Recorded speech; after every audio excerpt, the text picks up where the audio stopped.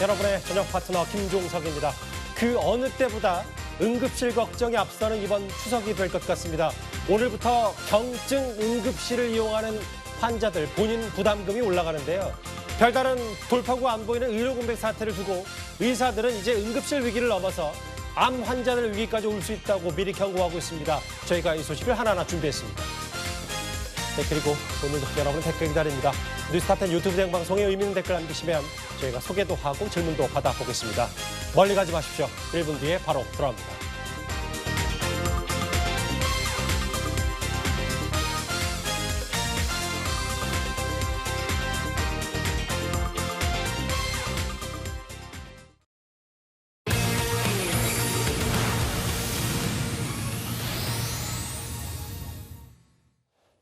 추석 휴가비를 424만 원 받는 국회의원들 얘기와 이재명 대표 그리고 김민석 최고위원 얘기를 지금부터 해보겠습니다. 금요일 뉴스타텐은 바로 여기부터입니다. 추석 연휴를 앞두고요. 국민의힘 한동훈 대표나 민주당 이재명 대표도 피켓 두르고 오늘 아침에 귀성길에 나선 시민들 인사도 각각하면서 추석 밥상에 오를 이슈 선점 위해서 안간힘을 쓰고 있습니다. 그런데 오늘 민주당에서는요. 1심 선고를 앞둔 이재명 대표의 사법 리스크를 가리켜 추석 연휴 전날에 이런 말을 했습니다. 직접 한번 들어보겠습니다. 검찰의 이재명 대표 제거 공작은 야쿠자를 동원해 자행된 일제의 명성황후 시해, 작전명 여우사냥과 같은 추악한 음모입니다. 친일 매국 정권의 칼잡이 검찰에겐 정적 제거를 위해 어떤 만행도 불사한 일제하의 칼잡이 야쿠자의 피가 흐르나 봅니다.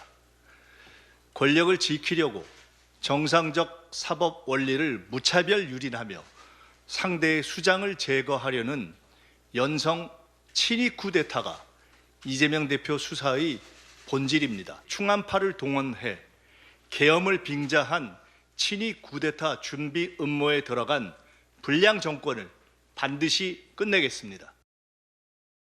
오늘 준비한 이 얘기 하나하나 해보겠습니다. 확실히 이재명 대표의 1기 지도부보다 2기 지도부의 훨씬 발언 수위 많이 높아진 것 같습니다. 추석 연휴를 앞두고 김민석 최고위원의 발언부터 먼저 만나보겠습니다. 이현정 의원님. 네.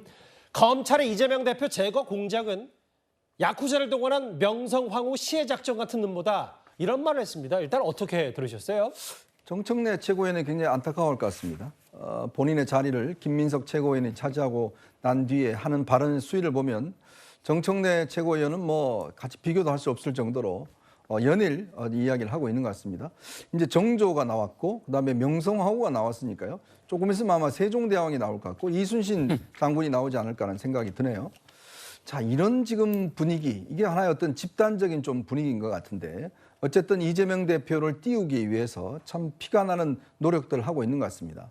더군다나 명성황후를 비교를 하면서 어떤 면에서 이 정권을 야쿠자다 이렇게 또 비유를 하고 있는 것 같은데 원래 김민석 최고위원은 원래 옛날에는 이런 분이 아니었는데 어떤 본인이 이제 수석 최고위원을 하다 보니까 지금 이 상황들을 여러 가지로 지금 미화하고 또 이재명 대표를 위해서 여러 가지 어떤 좀 아부성 이야기를 하고 있는 게 아닌가 생각이 드는데요.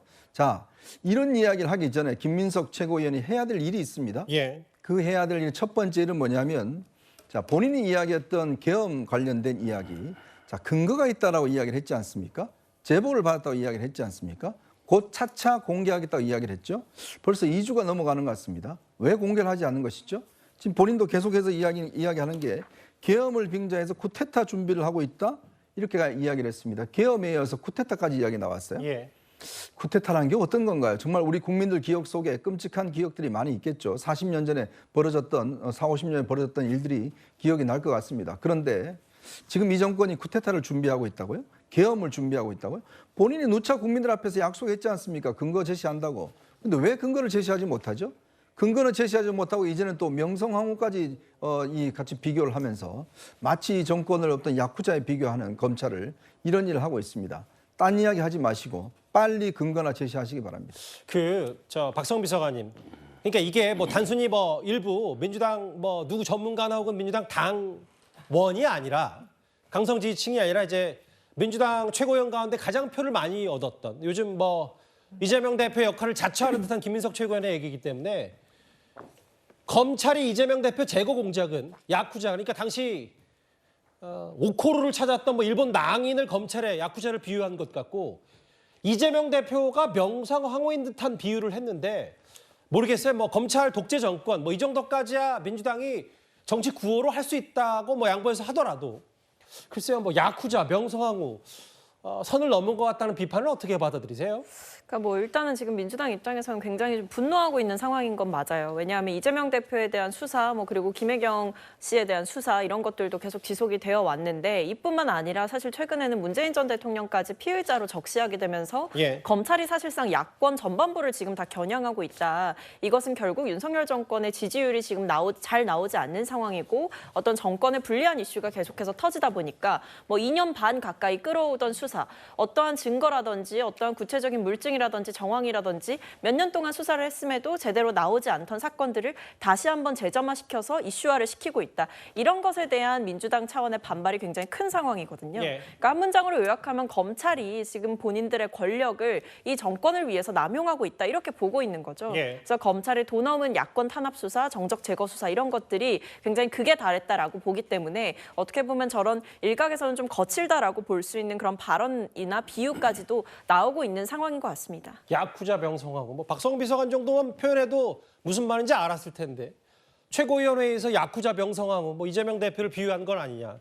그동안 민주당에서는요 이재명 대표를 향해서 칭송하는 표현들이 제법 등장했었습니다. 이재명 또 정조 두 분 모두 다 개혁가 아니겠습니까? 이재명이라고 하는 개혁가와 정조라고 하는 개혁가가 만나면 어땠을까? 뭐 이제 이런 생각도 해봤고요. 백성들과 엄청난 소통을 합니다. 민주당은 김대중, 노무현, 문재인, 이재명으로 깃발과 상징이 계승되었습니다. 축구로 치면 차범근, 황선홍, 박지성, 손흥민으로 깃발이 계승된 것과 같습니다. 이재명 대표님께 깊은 감사를 드립니다. 더불어민주당의 아버지는 이재명 대표님이십니다. 집안의 큰 어른으로서 영남민주당의 발전과 전진에 계속 관심을 가져주셨습니다. 김준혁 의원 정조라고 했고요. 정청래 최고위원은 전 최고위원은 손흥민이라고 했습니다. 손흥민 선수. 박찬대 원내대표는 이재명 대표가 착해도 너무 착해다라는 표현도 썼고 이번에 김민석 의원은 명성황후 그리고 과거에 민주당의 아버지라는 표현까지 이재명 대표가 받았었는데 서정욱 변호사님 뭐 이런 표현은 그만큼 현 정권으로서 제1야당 대표가 꾸준히 탄압받고 있다. 그리고 이 대표는 꿋꿋이 잘 참아내고 있다는 걸 이제 띄워주기 위해서인 건 알겠지만 뭐 검찰을 야쿠자로 비유한다든지 이렇게 지금 민주당의 내부 극일 체제가 고스란히 드러나는 표현들 같습니다. 한마디로 이제 명비어천가가 판치고 있는 거죠. 이재명 대표를 찬양하는 명비어천가인데 이거는 이제 결국 이재명 일극 체제, 북한의 그 수령 일극 체제처럼 이런 식으로 거의 뭐 제가 보기에 민주적인 정당이보다는 이재명 대표 1인이 지배하는 이런 데 정당이 됐다. 이걸 보여주는 징조고요. 지금 조금 전에 김민석 최고도요. 예. 앞에 뭐라 했냐면 이제 현 정권이 친일 매국 정권이다. 맞아요. 친일 매국 정권이 야쿠자. 검찰은 이제 뭐 사무라이처럼 야쿠자. 예. 동원해서 이제 아무 죄 없는 이재명 대표는 명성황후. 예. 이렇게 비유한 거 아닙니까? 저는 지금 윤석열 정권이 왜 친일 매국 정권인지 이해가 안 되고요. 그다음에 검찰이 정당한 공권력의 대변자인 검찰이 예. 수사하고 있는데 이게 왜 일본의 야쿠자 이렇게 비유가 돼야 되는지 무엇보다 이제 명성황후가 예를 들어 이제 뭐 엄청난 규모의 몇천 원, 몇 조 배임을 했습니까? 뭐 위정 교사를 했습니까? 아니면 이게 명성황후가 뭐 일본 방문하려고 이게 100억을 몰래 줬습니까? 뭐 한 것도 없잖아요. 근데 이재명 대표는 본인이 북한에 100억 이상 송금 800만 달러. 뭐 이건 다 재판 중이고 이제 뭐 검찰 수사니까요. 이런 예. 혐의로 조사를 받고 재판을 받고 수사를 받은 거잖아요. 근데 어떻게 명성황후하고 이게 비교가 되는지 비교할 걸 해야죠. 저는 김민석 수석 최고든지 본인이 뭐 서울시장이나 정치적인 꿈이 있으니 조금 이재명 대표나 개딸들의 환심을 사기 위해서 무리한 이런 발언들을 하는 게 아니기를 봅니다. 야쿠자를 동원한 명성황후 시해 같다. 꽤 발언 수위가 어지러웠는데 일단 뭐 다만 서정욱 변호사 말씀처럼 이재명 대표 관련된 각종 사법 리스크가 마치 사실로 단정할 수는 아직 없고 검찰 수사 중이거나 아직 재판에 넘겨서서 이제 법리를 다투는 부분도 있으니까요. 그런데 김민석 최고위원이 최근 연일 선봉에 서 있고요. 그런데 추석 이후에도 민주당은 윤석열 정권의 계엄 준비설을 이어갈 모양입니다. 김민석 최고위원에 이어서요. 오늘 전현희 최고위원까지 또 이런 말을 했습니다. 11일에 금융노조 집회에서 무자비한 경찰 공권력에 의해서 박홍배 의원님을 비롯한 다수의 노조원들의 부상이 발생했습니다. 평화로운 야간의 촛불 집회 허용하지 않겠다라는 윤석열 정권의 국민을 향한 겁박입니다. 군사 독재 시절의 망령이 떠오릅니다. 궁지에 몰린 윤석열 정권의 계엄 예행 연습을 하는 것이 아닌가라는 공포감이 엄습합니다. 정부의 철저한 진상 규명과 함께 경찰청장의 사과, 책임자의 문책을 강력히 요구합니다. 오늘 김민석 최고위원 발언과 같은 자리에서 얘기한 겁니다. 전현희 최고위원이, 이현정 의원님. 네. 집회 때 경찰과 금융노조가 충돌한 게 군사 독재 시절의 망령이 떠올랐고 이거 계엄 예행 연습 아닌가라고 비판을 했어요. 계엄이라는 단어를 자주 씁니다. 이제 민주당은. 그러니까 너무 우리가 금기시된 단어가 요즘은 그냥 일반화돼서 쓰여지고 있는 것 같습니다. 계엄이라든지 쿠데타라든지 뭐 이런 것들이 탄핵이라든지 이런 것들이 그냥 뭐 술술술 이야기 나오는 것 같아요. 그만큼 지금 어떤 언어가 굉장히 지금 난립되고 있다는 저는 느낌을 지울 수가 없고. 예. 자, 그런데 또 제가 전현희 의원한테 요구하는 바가 있습니다. 뭐냐면 얼마 전 전현희 최고위원은 이 자리에서 우리 정부가 독도 영유권을 일본에게 넘겨주려고 하고 있고 기시다 총리의 방문이 이거를 뭔가 사인하는 것처럼 뭔가 한다라고 본인이 이야기를 한 적이 있습니다. 당시에 박찬대 최고위원도 우리 정부가 독도 영유권을 넘겨주고 한반도에 자위대가 진주하는 걸 한다. 그 전현희 의원도 그런 이야기 비슷하게 이야기를 했지 않습니까? 기시다 총리의 방문을 마치 영유권을 넘겨주기 위한 서명을 하는 것처럼 그렇게 저는 들렸어요. 그러면 어떻게 됐습니까? 기시다 총리 와서 우리가 서명했습니까? 영유권 넘겨줬나요? 그리고 자위대 주둔하도록 이렇게 허락해 줬나요? 정말 저는 이게 믿거나 말거나라는 이야기, 믿거나 말거나도 웬만하면 또 모르겠습니다만은 정말 우리 국민들 입장에서 보면 이건 있을 수 없는 이야기를 지금 하는 거 아니겠습니까? 자, 그거에 대해서 아무런 해명이 없습니다. 기시다 총리가 와서 독도와 관련된 독자라도 꺼냈나요? 한마디도 꺼내지도 않았습니다. 그런데 본인은 그렇게 한다라고 이야기를 했는데 또 이제 이야기를 하고 있습니다. 이게 뭔가 계엄 준비를 하고 연습을 하고 있다라고 이야기를 하고 있는데 아니 경찰이 시위를 예를 들어서 불법 시위하는 그 시위대에게 진압하고 또 이걸 막는 거 그거야 경찰이 하는 기본적인 임무 아니겠습니까? 예. 그리고 그게 만약에 과도했다 그러면 당연히 처벌하겠죠. 자, 그런데 그걸 가지고 이제 군사 독재 정권을 준비하고 있다라고 이야기를 하는데 글쎄요. 저도 독재 시절을 살아봤는데 예. 글쎄 그때의 상황을 지금과 비교하신다면 이건 너무 오버 아닌가 싶습니다. 장윤주 변호사님. 여기 보면 전현희 의원의 주장은 뭐냐면 이틀 전에 금융노조 집회에서 경찰 공권력에 의해서 다수 노조원들이 다쳤다. 이런 일이 발생했다. 이게 지금 계엄 예행 연습 아니냐. 경찰과 노조원들의 충돌을 계엄으로까지 끌고 왔는데 네. 뭐 비약이라는 뭐 여러 비판도 동시에 나오는 것 같고요. 어떻게 받아들이세요? 뭐 물론 이게 논리비약 아니냐라는 비판이 나올 수도 있을 것 같기는 합니다. 그렇지만 전현희 의원으로서는 그리고 민주당 지도부로서는 예. 현 정권의 여러 가지 움직임들을 봤을 때 이런 부분까지도 우려된다는 상황을 꼬집고 있는 거라고 보이거든요. 예. 그렇기 때문에 사실 그냥 국민의힘에서는 그냥 왜 근거 없는 이야기를 자꾸만 하냐라고 말씀하실 게 아니라 이런 우려를 야당이 할 수밖에 없는 현실이 초래됐다라는 점도 좀 귀 기울여 들어주셔야 되는 거 아닌가라는 생각이 듭니다. 특히나 야당 입장에서는 계엄과 관련된 부분, 특히 김민석 의원이 지금 계속해서 이야기를 하고 있고 특히 당 내부에서는 박선원 의원도 같이 함께 상황들을 지금 정리하고 있는 상황입니다. 그리고 김민석 최고위원도 계속해서 아직까지 밝히지 않은 근거들이 있고 그 근거도 추후에 기회가 된다면 뭐 예를 들어 한동훈 대표와의 토론이 허용된다라고 한다면 그 자리에서 근거까지 마련해 주겠다, 뭐 제시해 주겠다 이런 입장이기 때문에요. 야당으로서도 뭐 아무런 근거 없이 이런 의혹들 사실 국민들께서 보시기엔 엄청난 의혹들인데 이런 것을 무책임하게 제기하고 있을 거라고 거라고 생각하지 않습니다. 따라서 야당으로서는 현 정부를 견제해야 된다라는 책무도 있는 것이고 그리고 계엄이라는 것은 절대 있어서도 안 되는 일이기 때문에 이런 부분들을 반드시 방지해야 된다라는 경고 차원에서도 이런 부분들을 견제하고 있다 이런 입장입니다. 그래서 굳이 토론 때 공개하시지 말고 예. 지금 벌써 3주가 지나가잖아요. 김민석 의원이요. 네. 예. 굳이 그 토론 때 하실 거 왜 그냥 지금 못 밝히시죠? 꼭 토론을 한동훈 대표가 해야 그 자리에서 밝히실 계획이신가요?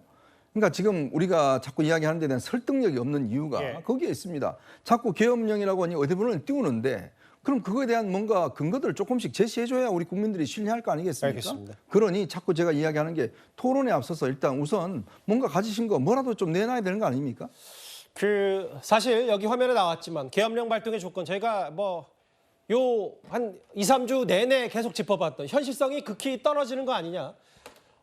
국회 다수를 차지하고 민주당 입장에서는 이걸 계엄 해제해주고 대통령이 해제할 수밖에 없기 때문에 다음 화면을 볼게요. 계속 그래서 근거 얘기가 나오는 게 민주당 내부에서도 이름을 밝히지 않았습니다만 근거도 없는 얘기 그만했으면 좋겠다. 아니 지금 어느 나라, 어느 시대인데 2024년에 무슨 허무맹랑한 말이냐. 내부에서도 임목을 요구했지만 좀 자제하는 목소리도 분명히 있어요. 그럼에도 추석 이후까지도 계엄설에 대한 주장을 굽히지 않을 것 같습니다. 민주당은. 그런데 자칭 김민석 마크맨으로 김민석 의원을 공격하고 있는 바로 국민의힘 김재현 최고위원이 있죠. 김재현 최고위원이 민주당이 연일 계엄을 외치는 이유에 대해서 이렇게 설명을 했습니다. 처음에는 민주당의 탄핵, 말도 안 되는 계엄이 철부지 속급 장난이라고 생각했는데요. 이제는 사기 탄핵, 망상 계엄, 그리고 때이른 김칫국 내각까지 이쯤 되면 스스로의 집단 체면에 걸려서 이재명식 기우제를 지내고 있는 사이비 종교 집단이 아닌가 그런 생각이 듭니다. 개딸들이 혹시 계엄이라도 선포해서 우리 잘못되는 거 아니냐 이렇게 이야기를 하는 분들이 있었대요. 그러니까 개딸들 그분들한테 잘 보여야 되잖아요. 네. 자기들끼리 서로 또 개딸님들한테 충성 경쟁하다 보니까 이런 일이 벌어진 것 아닌가. 그걸 통해서 좀 더 이 정부 내지 이 정권의 정당성을 좀 훼손시키려는 목적으로 시작한 것이라고 봐요. 근데 성공하지는 못했다고 봅니다. 계엄 소식은 다음 주에는 안 나오겠네요. 모르죠. 집단으로 실성했다면 나올 수도 있겠죠. 김재현 최고위원은 강성 지지층에 잘 보이라고 총선 경쟁에서 비롯된 거다. 왜냐하면 아마 여당에서 봤을 때 이른바 이재명 대표 팬카페에서 시작된 게 계엄설 아니냐라는 지적. 얼마 전에 장동혁 최고위원은 1심 선고되면 소요 사태 일으키겠다는 경고로까지 들린다. 개딸에 대한 충성 경쟁, 박성미 비서관 생각은 어떠십니까? 일단은 지금 민주당 내에서는 이 대통령께서 계속해서 반국가 세력이라는 말을 계속 사용했던 그런 적대적인 인식을 드러냈던 것과 그다음에 이제 최근에 많이 이제 지적을 했던 박선원 의원을 필두로 해서 얘기했던 그 경호처장이 3사령관을 공간에 불러서 회동했다 이런 부분을 이제 문제 제기를 했었잖아요. 근데 그 부분에 대해서도 사실 좀 석연치 않았던 것이 당시 이제 김용현 그 경호처장 그러니까 당시 이제 국방부 장관 후보자가 국회에서는 분명히 민주당이 그 부분에 대해서 따져 물었을 때 거짓 선동을 하지 말아라라고 이야기를 했단 말입니다. 근데 그러고 며칠 있다가 이제 시간이 좀 지나고 나서 신원식 국방부 장관이 내 승인하에 만났다라는 식으로 어떻게 보면 좀 두둔을 하고 알리바이를 만들어주는 형국으로 상황이 전개가 됐었어요. 그렇기 때문에 지금 민주당에서는 당장 계엄을 할 것이다. 윤석열 정권이 정말 계엄을 위한 준비를 다 맞춰놨다 이렇게 본다라기보다는 일종의 정치적 경고를 보내고 있는 것이고 그 정치적 경고를 보낼 수밖에 없는 이유는 이 일부 군 인력, 핵심 요직, 특히 대국 정보라던가 아니면 첩보라던가 군내 핵심적인 이 계엄 관련한 조치들을 움직일 수 있는 그 요직들의 이른바 충암파 라인들이 좀 다 포진하고 있다. 이런 부분에 대해서 의혹 제기를 하고 비판을 했었던 거거든요. 그런 맥락에서 좀 따라가 본다라고 한다면 일종의 정치적인 비판이자 경고라고 이해해 주시면 되겠습니다. 다만 냉정하게 봤을 때 지금 아직 근거가 차오른다는 느낌은 그다지 많이 들지 않기 때문에 바로 여당에서도 민주당의 계엄 얘기만 나올 때마다 더더욱 되치기 공격 수위를 높이는 것 같거든요. 국민의힘에서는 이런 말의 폭탄들, 민주당의 말의 폭탄들이 지금 대통령 지지율이 낮으니까 친일, 탄핵, 계엄 이런 부정적인 이미지를 덧씌우려는 목적이 다분하다고 보고 있습니다. 어제 주진우 의원이, 국민의힘 주진우 의원이 이런 말을 했습니다. 특검은 공짜가 아닙니다. 당연히 국민 혈세가 투입이 되는 거고요. 특히 탄핵 한 건당 최소 100억 원 이상의 비용이 듭니다. 지금 민주당에서 그 예산을 추계할 때 76억 원 정도로 추계를 했는데 이 수사기간이 연장되거나 또는 일부라도 재판에 회부되었을 경우 재판의 공소유지를 담당하는 특검이나 특검보에게 월급이 나가고 사무실도 유지를 해야 되거든요. 그런 비용까지 다 합쳤을 경우 항상 추계보다 비용이 더 많이 들어왔고 100억 원 이상 들었던 특검 사례들은 매우 많이 있습니다. 국민의힘에서는 이제 말로 맞받아치는 것뿐만 아니라요. 서정환 변호사님, 검사 출신인 국민의힘 주진우 법률위원장 얘기는 이거 정치적 공세로 특검 외치지만 국민 혈세가 투입하고 한 건당 100억 이상 든다. 이거 본인들이 탄핵 발의해서 만약에 헌법재판소 지금처럼 통과가 안 될 거면 본인들이 책임져라 이렇게까지 주진우 의원이 얘기하고 있습니다. 일단 이제 그 탄핵하고 이제 그 특검을 좀 나눠봐야 되는데요. 예.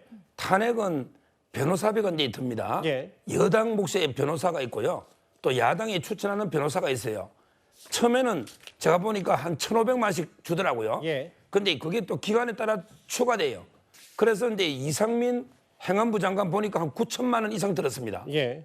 아무것도 아닌 거게 9대 0으로 이제 기각된 거잖아요. 그런데 국민 혈세가 1억 가까이 들어갔단 말이에요, 건당. 그리고 이제 그 사이에 직무를 못한 이것도 이게 피해가 막심한데요.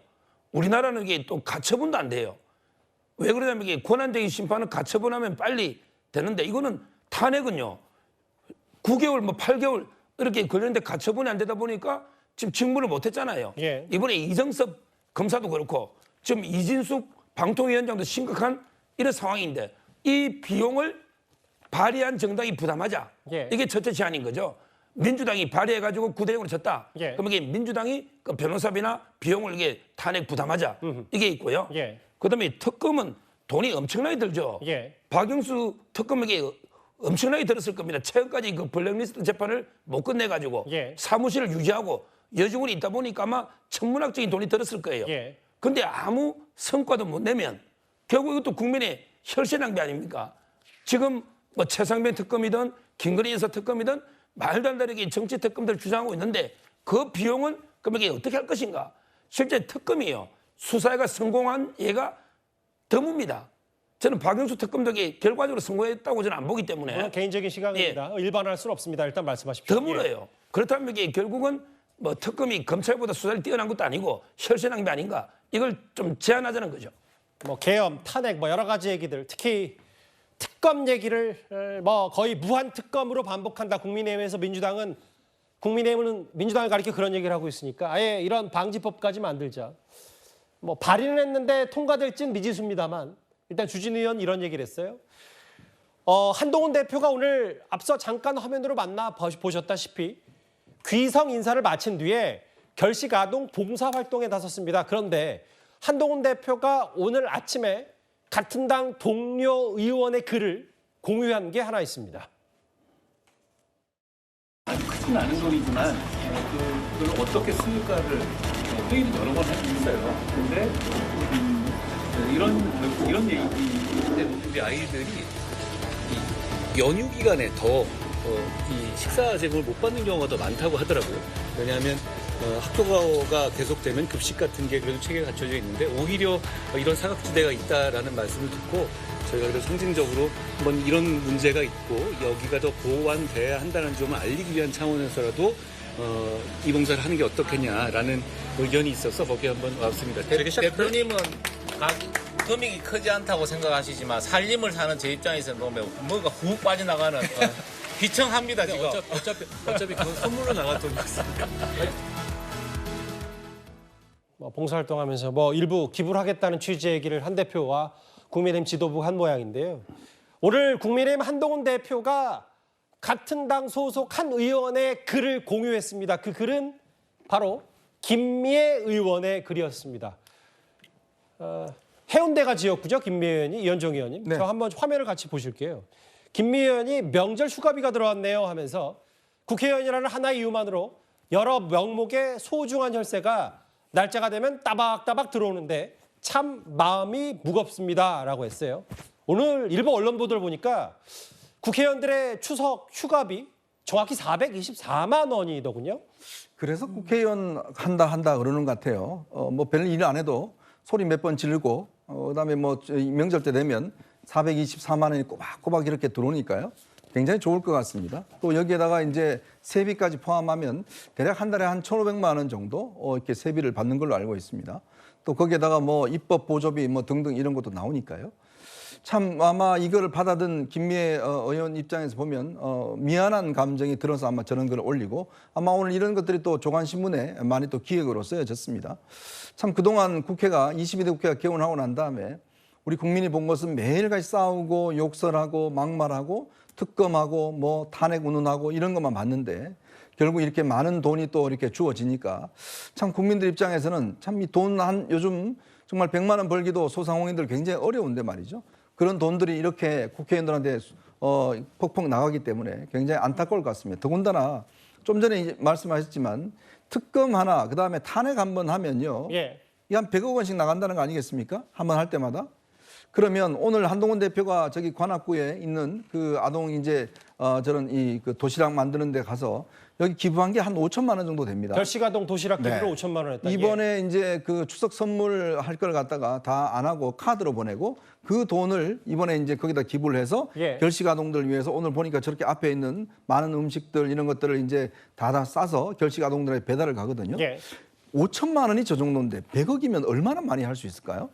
그리고 지금도 마찬가지로 점심 때 이렇게 그 공원 같은 데 가면 줄 서 있는 어른들이 많습니다. 그렇죠. 한 끼 점심을 타기 위해서 하루 종일 줄 서는 분들이 많아요. 무료 급식 받기 그렇죠. 위해서요. 만약 예. 그런 분들한테 100억이 만약 예를 들어 예산이 책정된다 그러면 어떨까요? 자, 아까도 서정욱 변호사 이야기를 했지만 9대0 뭐 이런 거로 나는 것들 지금 4명 검사를 탄핵하는 것들 우리가 뻔히 우리 결과가 알지 않습니까? 그런 것들을 좀 예산을 모아서 정말 이런 분들한테 준다 그러면 정말 풍성한 추석이 되지 않을까요? 예. 바로 그렇습니다. 국가라는 게 국민의 세금으로 운영하는 겁니다. 만약 야당 의원들 자기 주머니에서 돈 나간다 그러면 절대 저거 안 할 겁니다. 그러니까 국민 세금이니까 그냥 펑펑 쓰는 거예요. 나하고 상관없으니까. 써도 돈이 들어오잖아요. 본인들한테. 예. 장윤주 변호사 이런 것 같아요. 뭐 오늘 추석 휴가비, 추석 이른바 떡값으로 불리는 휴가비가 424만 원이고 일반 수당이 매달 한 700만 원 들어오고 설 휴가비도 공이 그럼 월에 한 1,300만 원꼴로 받는다라고 했을 때 물론 뭐 여의도 국회에서 국회의원들이 일 잘하면 뭐 이거보다 더 받을 수도 있고 받는 게 뭐 누구가 뭐라 그러겠습니까? 다만 글쎄요. 최근에 아까 잠깐 자막으로 지나갔지만 일반 직장인들 40%는 명절 때 명절 상여금도 못 받는 사람들이 대부분 한 절반 가까이 되면 이런 부분들에 대해서 뭔가 여야 할 것 없이 여러 가지 고민이 좀 필요한 시점인 것 같기도 해서요. 그렇죠. 이런 뉴스를 보시면 또 국민들께서 많이 박탈감 느끼실 것 같습니다. 말씀 주신 것처럼 주변에서 이제 회사 다니시는 분들 중에 회사로부터 명절 때 뭐 선물도 못 받고 뭐 상여금은커녕 보너스 뭐 한 장도 뭐 10원 한 장 없었다 이런 분들 많이 계시거든요. 그에 비해서 국회의원들은 뭐 400만 원이 넘는 명절 휴가비를 받는다라고 하면 사실상 박탈감이 들 수밖에 없을 것 같은데요. 사실 국회의원들에게 많은 세비를 주고 또 명절이라면 또 휴가비까지 꼬박꼬박 주는 이유는 당연히 국회의원이기 때문만이 아니라 국회의원으로서 그러니까 국민의 대표로서 의회에서 일을 정말 열심히 해달라는 취지 아니겠습니까? 예. 사실 일을 잘하고 국민들 보시기에 정말 마땅한 국회의원이다라고 한다면 뭐 저 돈 전혀 아깝지 않을 겁니다. 예. 그러나 지금 여야의 국회 행태를 봤을 때 국민들께서 아직까지는 아쉬운 마음 드시는 부분이 저는 있을 거라고 생각이 들고요. 예. 야당도 야당 나름대로의 책무를 다하고 있지만 여당도 집권 여당으로서의 더 책임 있는 모습을 보여주신다라고 한다면 국민들께서 국회의원들이 들어가는 세비 아깝지 않은 날이 언젠가는 올 수 있을 것 같습니다. 티켓 두르고 피켓 두르고 추석 앞둔 여야 대표들의 귀성길 인사, 추석 밥상 민신섬점에 안간힘을 쓰고 있다는 얘기. 첫 번째 이슈와 함께 오늘 민주당의 거친 발언들과 함께 하나하나 만나봤습니다.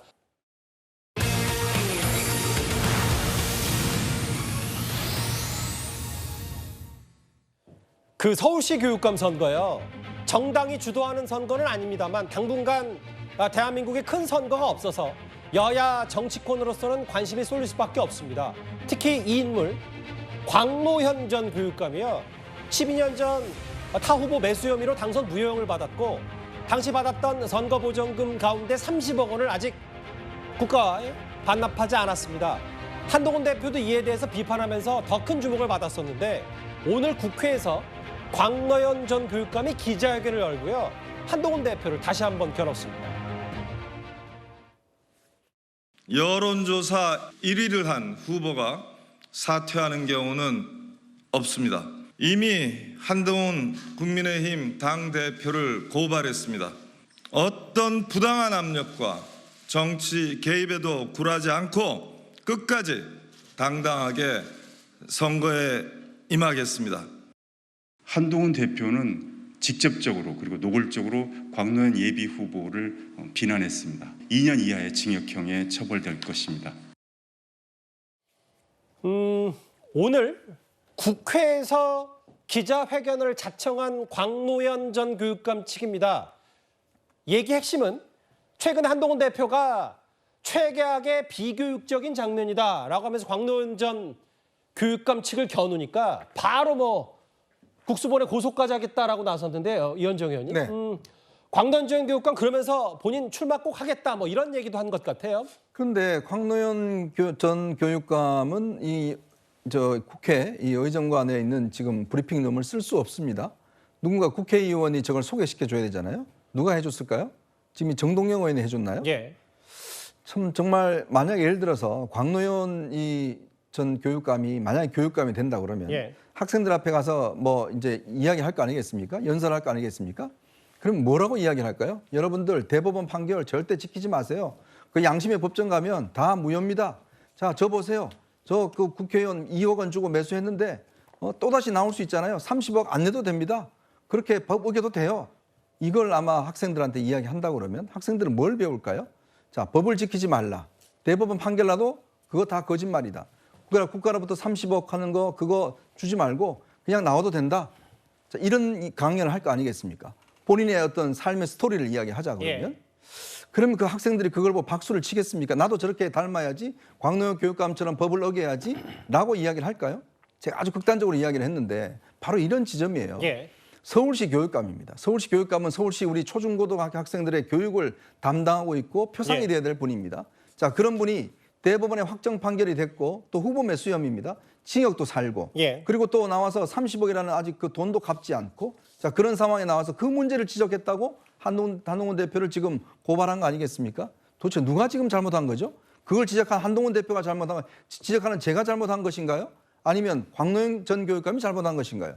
아마 국민들께서 판단하실 거라고 봅니다. 그러니까 이현정 의원 말씀 중에 잠깐만요. 그 부분 그러니까 이 광노현 전 교육감 측이 한동훈 대표를 고소한 게 왜 정당의 대표가 원래 정치적으로 정당이 개입할 수 없는 교육감 선거에 왜 감나라 배나라 하냐 이것 때문에 고소한 건데 광노현 전 교육감 측은 그러면 왜 갑자기 이현정 의원 지적은 왜 국회에서 저걸 하냐 정동 의원이 기자회견 빌려줘서 저것 또한 그럼 정당이 개입된 거 아니냐 이 말씀을 하시는 거예요? 그렇죠. 결국 노이즈 마케팅 하는 겁니다.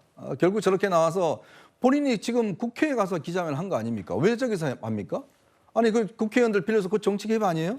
그리고 본인이 저렇게 한 것 자체는 결국은 나하고 한동훈하고 지금 1대1이다. 그다음에 탄핵을 하겠다. 그런 거 아니겠습니까? 결국 본인을 어떤 정치적으로 높일 수 있는 그런 기획이 되기 때문에 똑같은 이야기를 한 더불어민주당은 고발하지 않고 한동훈 대표만 고발하겠다는 것은 결국은 이 노이즈 마케팅을 해서 나의 존재감을 과시하겠다는 것이겠죠. 이게 정치적인 부분이고요. 법적인 것도 한번 살펴볼게요. 서정욱 변호사님. 광노현 전 교육감 측은 뭐라 그랬냐면 아까 제가 잠깐 얘기했던 것처럼 왜 공당의 대표가 교육감 선거에 개입하지? 라고 하면서 최악의 비교육적인 장면이다 라고 했던 걸 법적으로는 2년 이하, 징역 2년 이하의 처벌을 받을 수 있다고도 주장했어요. 맞는 얘기입니까?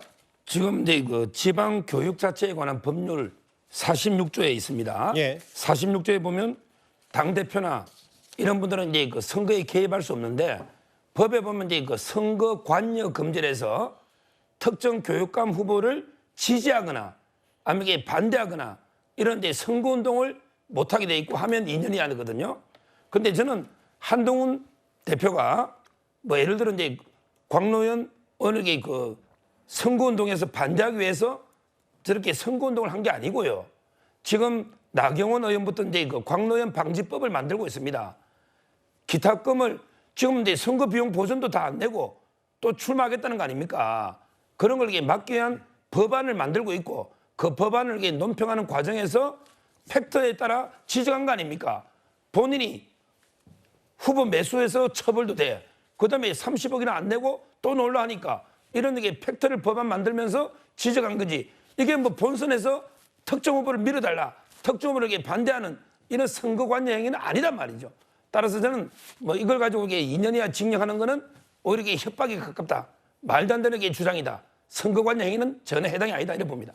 그러니까 황교안 전 교육감 측이 얘기했던 한동훈 대표 징역 2년 처벌도 가능하다는 건 뭐 상식적이 않다는 게 서 변호사 개인적인 생각이신데 광노현 전 교육감의 국회 기자회견을 자청한 저 때 좀 익숙한 인물들이 보이실 듯해서 제가 소개를 좀 해드리면 곽 전 교육감 오른쪽에 있었던 인물이 바로 민주당 비례대표, 전직 비례대표인 강민정 전 의원이 이번에 이제 광노현 후보 이 교육감 선거 캠프에 합류를 했더라고요. 그리고 또 다른 인물이 있습니다. 광노현 전 교육감의 법률 대리인 바로 김현철 변호사인데요. 김현철 변호사는 과거 아시는 그대로 이화영 전 부지사 재판을 했던 법률 대리인이기도 합니다. 혹시 저분들 내가 어디서 봤지 하셨을 것 같아서 제가 미리 좀 준비해서 참고로 말씀드리겠습니다. 그런데 한동훈 대표가 광노현 전 교육감을 겨냥해서 거론했던 문제는 바로 핵심은 이거일 겁니다. 과거 교육감 선거에서 후보를 매수해서 유죄가 확정되고 징역형의 실형을 살고 나온 소위 진보 교육감 광노현 씨가 국민의 혈세 30억을 토해내지도 않고 다시 서울시 교육감 선거에 나선다고 합니다. 여러분, 진흙 레슬링에도 눈을 찌르지 말라는 정도의 기본적인 룰은 있습니다. 다른 범죄도 아니고 상대 후보를 돈으로 매수한 것 아닙니까? 광노현 씨의 등장은 근래 역사에 기록될 만한 최악의 비교육적인 장면입니다. 윤석열 정부의 교육 정책을 심판하고 탄핵할 수 있는 기회죠. 문제가 되는 게 선거 보전 비용 미반납건이잖아요. 저는 제 전 재산을 강제 집행을 당했고요. 그 결과가 5억 원입니다. 사상 최고액이에요. 예, 그래서 아직 30억이 남았잖아요. 평생을 갚아서 평생을 동안 노력을 해야죠. 그런데 사실은 그 내용을 아시게 되면 엄청나게 억울하고 그래도 제 할 도리를 다 했습니다. 처음부터 끝까지 제가 잘못한 게 없기 때문에. 장윤주 변호사님. 네. 교육감이 돼도 월급 한 푼도 손에 못 쥐고 미납금 30억 갚도록 평생 노력하겠다. 그런데 이제 중간중간에 억울하고 처음부터 끝까지 제가 잘못한 게 없기 때문이라는 말을 이제 계속 반복하더라고요. 그렇죠. 뭐 말씀 주신 것처럼 일단 당시에 반환해야 될 돈이 35억 원이었는데 그중에 5억은 전 재산을 강제 집행 당해서 이미 갚았다라는 이야기입니다. 예. 그리고 지금 현재도 연금의 일부를 가지고 계속해서 압류를 당하고 있는 상황이기 때문에 아마 평생 동안 이걸 갚기 위해 노력을 해야 될 것이다. 이런 취지의 이야기를 한 건데요. 사실 그러면서 이제 본인이 이제 억울하다라는 말을 굉장히 강조하고 있습니다. 물론 대법원에서 유죄 확정 판결까지 받았고 그 관련된 부분이야 뭐 존중하시겠지만 다만 본인이 그 재판을 받았던 피고인 입장에서는 나름대로 이제 할 말이 있었다라는 취지로 들리기는 합니다. 그리고 이제 중요한 부분은 만약에 교육감에 당선된다고 하더라도 그 교육감으로서 받는 월급도 당연히 압류가 될 것이기 때문에 그렇다면 본인은 경제적인 이득이나 뭐 경제적으로 월급을 받는다거나 이런 목적이 없이 정말 순수하게 공익만을 위해서 그런 동기와 목적으로 교육감직을 할 수 있기 때문에 본인이 좀 더 적합하지 않냐 이런 취지의 이야기도 하고 있거든요. 예. 그런 부분들까지 종합적으로 아마 유권자분들이 평가를 해주시지 않을까 생각합니다. 여기 보면 저 박성미 성환이 그런데 한동훈 대표만 그 광노현 전 교육감 비판한 게 아니라 진성준 정책위의장도 가급적 출마 안 했으면 좋겠다라고 부적절하다고 표현을 했는데 여론조사 1위 후보가 사퇴한 경우는 없다. 여론재판을 통해 악마된 것이다.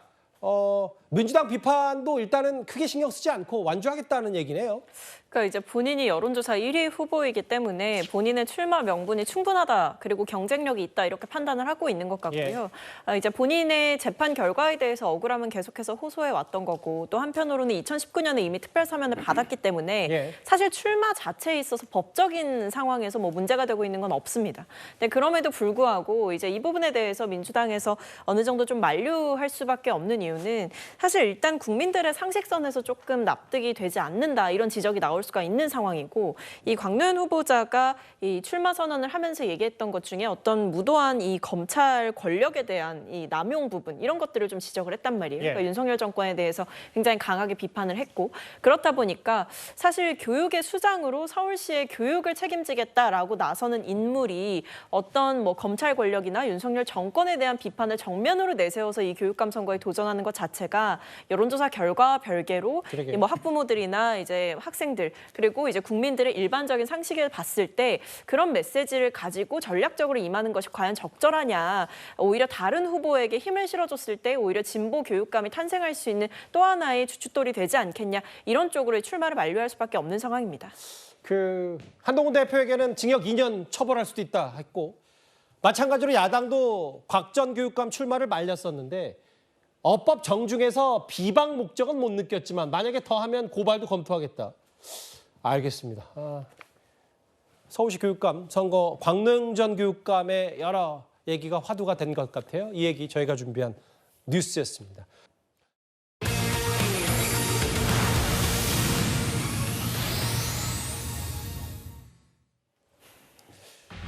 전 정권 수사를 매듭짓지 못한 이원석 검찰총장 얘기와 김건희 여사 얘기 차례로 만나보겠습니다.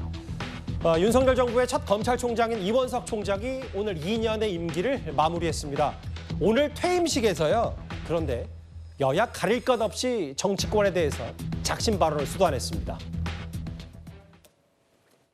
한쪽에서는 검찰 독재라 저주하고 한쪽에서는 아무 일도 해낸 것이 없다고 비난합니다. 또 한쪽에서는 과잉 수사라 욕을 퍼붓고 한쪽에서는 부실 수사라 손가락질합니다. 몸과 마음을 쏟았지만 처음 품었던 뜻을 모두 실천하지는 못했습니다. 마주하는 모든 일마다 오로지 증거와 법리라는 잣대 하나만으로 판단하고 국민만 바라보고 결정하려 노력했습니다만 국민의 기대와 믿음에 온전히 미치지는 못하였을 것입니다. 이원석 총장이 오늘 서초동 대검찰청에서 2년간의 임기를 마치고 퇴임식 발언. 여러 가지 얘기들이 좀 나왔어요. 본인 한쪽에서는 검찰 독재라고 저주한다. 한쪽에서는 과잉수사 욕을 퍼붓고. 여러 본인 메시지를 많이 냈는데 이제 메시지는 메시지고 결과적으로 봤을 때 김건희 여사 사건도 일단 매듭이 지어지지 않았고 문 전 대통령 관련 사건도 여전히 지금 검찰 수사 중이거나 이런 상황입니다. 다음 화면을 보겠습니다. 서정욱 변호사님, 특히 이제 보수층에서 집권 여당 쪽에서 몇몇 생각하는 이원석 총장에 대한 안 좋은 시선 가운데 하나가 이 총장이 과거에 문 전 대통령 사위 수사 증거와 법리에 따라 처리할 것이고 신중을 기해야 된다라고 덧붙였는데 그러면 그동안 문 전 대통령 수사를 왜 이제서야 뒤늦게 속도가 붙은지에 대한 여러 가지 평가들이 좀 나오는 것 같아요. 저걸 두 가지만 제가 비판하면요. 하나는 그 전직 대통령은 재직 중에 국가와 국민을 대표했기 때문에 신중해야 된다는 거잖아요. 그런데 이분이 그 박근혜 대통령하고 이명박 대통령 수사했던 분이잖아요. 박근혜 대통령 직접 이게 조사했던 분이잖아요. 그런데 왜 박근혜 대통령, 이명박 대통령은 그렇게 신속하게 빨리 처벌해서 엄청난 중형을 구형됐지 않습니까? 그런데 똑같은 전직 대통령인데 왜 문재인 대통령하고 그다음에 박근혜, 이명박 대통령은 다른가? 이 문제를 제가 제기하고 싶고요. 그다음에 두 번째, 전직 대통령 수사는 엄청나게 국론 분열이나 엄청난 영향이 큽니다. 이런 수사할수록 신속하게 우리 외과 의사가 수술할 때 보면 신속하게 환부를 도려내잖아요. 신속한 결론을 내려줘야 됩니다. 수술을 1년 하면요 환자 죽어요. 그러니까 왜 대통령 수사를 옛날에는 이게 뭐 4개월이면 4개월, 5개월이면 이런 식으로 신속하게 결론 내려서 죄가 있으면 있다, 없으면 없다 이렇게 결론을 내려줘야 된단 말이에요. 그런데 지금 문재인 대통령 수사 보십시오. 본인이 취임할 때 첫날에 결정한 게 탈원전 경제성 조정 압수수색이에요. 그다음에 서해 공무원 피격 그 압수수색입니다. 그런데 거기서부터 하나도 못 나아갔잖아요. 이미 본인이 취임할 때 이재명 대표 법하나 대장동 다 수사가 있었고 문재인 대통령도 있었거든요. 근데 저는 2년 동안 결론을 못 내린 이거야말로 본인이 자고 오면 정치 눈치 보다가 결론을 못 내린 거 아닙니까? 무죄면 무죄, 유죄면 유죄. 결론을 내려야지. 어떻게 2년 동안 지금 명품 백이나 도이치모터스는 하나도 결론 내린 게 없잖아요. 예. 2년 동안 권력 수사 결론 내린 게 하나도 없습니다. 예. 이거야말로 저는 본인이 정치 눈치 보느라고 자고 오면 하더라고. 그래서 빈손으로 퇴임한다. 이렇게 봅니다. 특히 이제 문재인 전 대통령 관련 수사는요. 일각에서는 이건 뭐 일각입니다만 최근에 문 전 대통령 일가 수사가 이런 굵직굵직한 수사들이 급물살을 타게 된 게 공교롭게도 이원석 총장 퇴임을 앞두고 아니냐. 이런 비판도 있습니다. 그런데 최근에 문재인 전 대통령 일가 관련 이 의문의 금전 거래를 두고 여러 뒷말들이 다시 나오고 있습니다. 화면을 만나보겠습니다. 돈이 갔던 걸 사실이라고 한다 치더라도 시기가 대통령 퇴임 이후입니다. 얼마가 왜 입금됐고 어떤 절차를 거쳤는지 따져봐야 되겠습니다만 간명하게 시기 하나만 놓고 보면 퇴임 이후에 벌어진 일을 논두렁식에 받았다, 뭐 했다 이런 식으로 계속 망신 주고 모욕 주게 하는 겁니다. 도대체 현금 5천만 원을 과거 5년 동안 대통령의 영부인이셨던 김정숙 여사가 현금 5천만 원을 만들 수 있는 방법이 뭐가 있죠?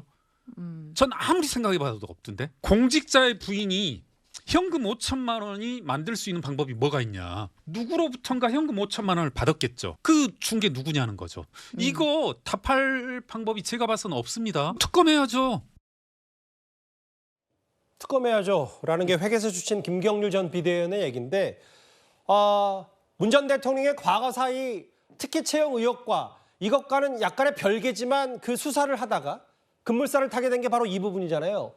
5년간 영부인이었던 김정숙 여사가 5천만 원이 어디서 났냐 이 얘기를 하면서 김경률 전 비대위원이 어제 저희 정치 시그널에서 한 얘기는 이제 앞으로 만나볼 이 화면과 관련이 있습니다. 김정숙 여사 혹은 문 전 대통령 부부 재산 신고 때는 없던 5천만 원이 왜 갑자기 나왔고 이 5천만 원이 평산마을 밖에 12대 때문에 못 나가서 지인에게 부탁해서 딸에게 송금했다는 얘기인데 이현정 의원님. 재산 신고 때 없던 5천만 원에 대해서 김경률 전 비대위원이 의문을 제기했어요. 제가 법을 찾아보니까요. 공직자의 경우에 1,000만 원 이하에 대해서는 신고를 안 해도 되더라고요. 예. 1,000만 원의 현금이나 뭐 주식이나 채권이나 이런 거에 대해서는 그냥 뭐 신고를 안 해도 되지만 1,000만 원 이상에 대해서는 다 신고를 해야 돼요. 우리가 이제 공직자 재산을 신고할 때 뭐 현금 얼마, 주식 얼마, 채권 얼마 등등 이런 걸 이제 구체적으로 이야기를 하지 않습니까? 대통령 같은 경우는 매년 이제 재산 신고, 그다음에 가감하는 금액들이 매번 이제 신고가 됩니다.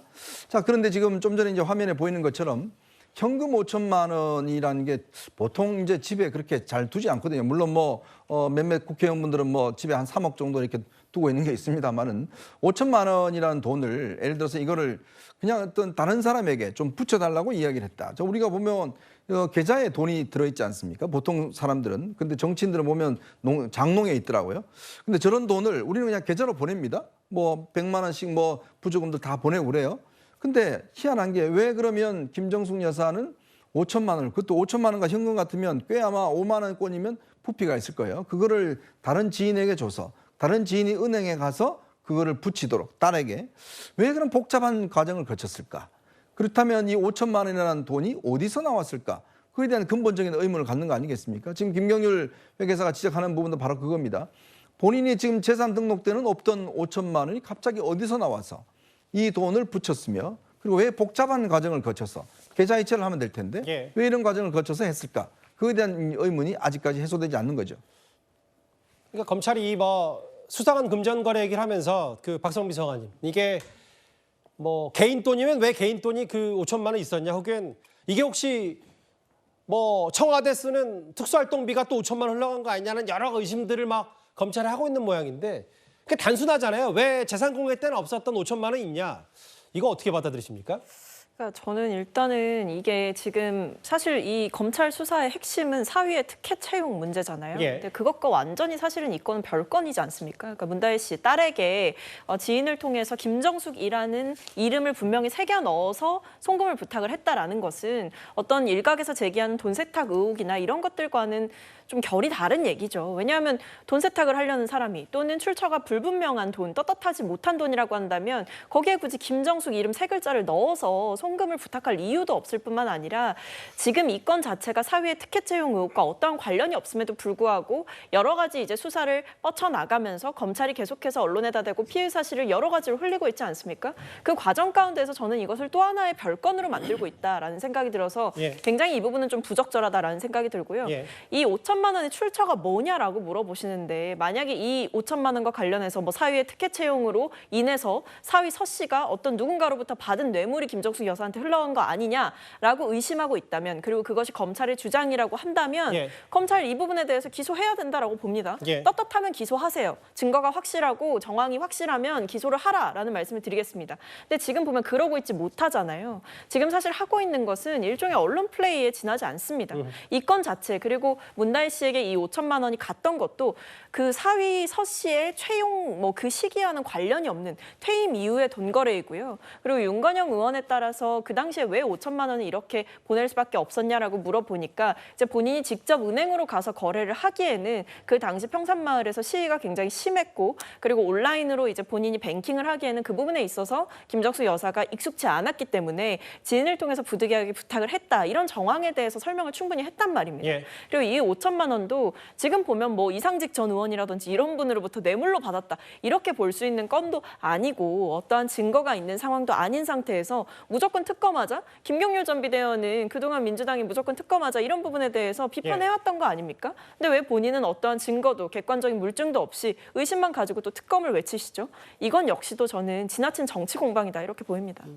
근데 김경률 전 비대위원은 아니 그 평산마을에 앞에 시위대가 많다고 하더라도 뭐 관용차 타고 나가서 경호원들 하면 충분히 뭐 돈을 보낼 수 있지 않냐는 얘기도 어제 저희 정치 시그널 나와서 반박을 했거든요. 일단 박성 비서관의 반론을 들었다면 이제 박 비서관 얘기는 결국은 이게 본론이 원래 본건이 과거사의 특혜 채용 의혹인데 왜 이 5천만 원 수상한 금전거래 가냐. 근데 결국은 앞으로 문다혜 씨를 검찰이 소환할 뭐 여러 예정도 있는 걸로 전해졌지만 이게 경제적 독립 여부, 뭐 태국 이주권이나 뭐 집을 살 때나 이런 것 금전 거래와 과거 사이에 경제 독립이 이루어졌는지 아닌지 이거 연결고리가 있기 때문에 검찰이 그렇게 수사를 하는 거라고 검찰은 얘기하고 있거든요. 그렇죠. 처음에 이제 그 토리 게임즈 거기도 이제 급여를 230만 원씩 받을 때 그 전에는 이게 지원해 주다가 취업하면 지원 안 해주고 또 이게 실업자가 되면 지원해주고 이런 이제 뭐 소위 경제 공동체 이걸 수사하다 보니까 이제 그 자금 흐름도 수사하는 거고요. 이거는 이게 별건이 아니에요. 별건은 이제 뭐 뇌물 수사다가 핸드폰에 여자 전화번호 놓으니까 여성 관계를 조사한다든지 이런 게 별건이지. 이거는 뭐 전혀 정당한 수사다 이렇게 저는 보고요. 그다음에 이거 5천만 원도 보십시오.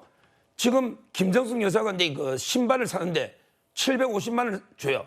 한 번에 10개를 사면. 근데 그게 관봉권 띠가 딱이 둘은 현금을 준단 말이에요.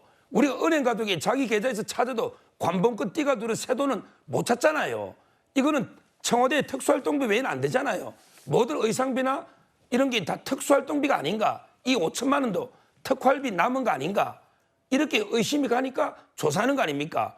저는 김정숙 여사가 계좌에서 자기가 현금을 빼가지고 5천을 만든 것만 정빙하면 금방 되잖아요. 근데 아무도 전부 묵비권 맹세해요. 제 같으면 가서 이 5천만 원 우리 남편 월급 대통령 월급 받은 거 계좌에서 내가 이게 5만 원씩 5번씩 뭐 뺐다. 이렇게 소명하면 되잖아요. 그러니까 뭐 재산 공개 때 없었던 이유는 이래저래한 이유다 뭐 이렇게 말하면 된다는 억울하면. 말씀. 근데 그걸 조사를 거부해 보잖아요. 묵비권을. 이게 문제고요. 소환은요. 지금 현재는 이제 문재인 대통령, 그다음에 박석호 타이스타 대표, 그다음에 조현옥 인사 수석, 그다음에 이상직 4명이 피해자인데 문다혜 씨가 지금은 이제 아직 참고인이에요. 참고인인데 아마 추석 이후에 부르는데 제가 보기에는 물론 뇌물죄는 신분범이니까 문재인 대통령만 되지만 그러나 비신분자도 공범은 됩니다. 옛날에 최서원 씨도 박근혜 대통령하고 공범이 됐잖아요. 저는 언제든지 문다혜 씨나 그다음에 남편 서모 씨 있잖아요. 이분들도 문재인 대통령과 공범으로 의뢰하는 게 맞다고 보고 있습니다. 추석 이후에 아마 문다혜 씨 소환 여부도 날짜 시점이 결정될 것 같은데 아까 이원석 총장이 뭐 현 정권 관련 수사든 전 정권 수사든 제대로 매듭지 못했다는 양쪽에서 공의 비판을 받고 있다는 얘기 전해드렸다면요. 추석 연휴를 앞두고 윤석열 대통령 부부가 한복을 입고 오늘 대국민 영상 메시지를 통해서 명절 인사를 전했습니다. 좀 이례적이고 지난번과 다르다면 지난번 설 연휴 영상 때는 보신 그대로 김건희 여사가 등장하지 않았었고 이번에는 다릅니다. 김건희 여사, 윤 대통령 부부 함께 이제 한복을 입고 추석 연휴 메시지를 전했습니다. 그런데 어제였습니다. 김건희 여사와 관련이 있는 도이치모터스 주가 조작 항소심 재판부가요. 주가 조작 방조 혐의를 받는 전주, 그러니까 돈을 댄 사람이죠, 전주. 손모 씨에 대해서 1심 무죄 판결을 뒤집었습니다. 이렇게 되면 비슷한 역할을 했다는 의혹을 받는 김건희 여사에게 영향을 미칠 가능성이 매우 높아졌는데요. 장윤주 변호사님. 네. 그런데 지금 오늘 오후에 일부 언론들이 이번 도이치모터스 주가 조작 의혹 항소심 판결문을 입수해서 보니까 네. 1심에 비해서 2심 판결문에 김건희 여사 이름이 한 2배 정도 더 많다. 이런 건 어떤 걸 의미한다고 받아들이세요? 뭐 단순히 판결문에 이름이 2배 더 많이 나왔다라고 해서 김 여사의 혐의가 입증된다 이렇게 연결된다고 하는 건 무리일 수 있겠죠. 예. 그렇지만 항소심 판결에 그만큼 김건희 여사의 이름이 많이 언급됐다라는 건 김건희 여사 측에는 별로 좋게 작용하진 않을 겁니다.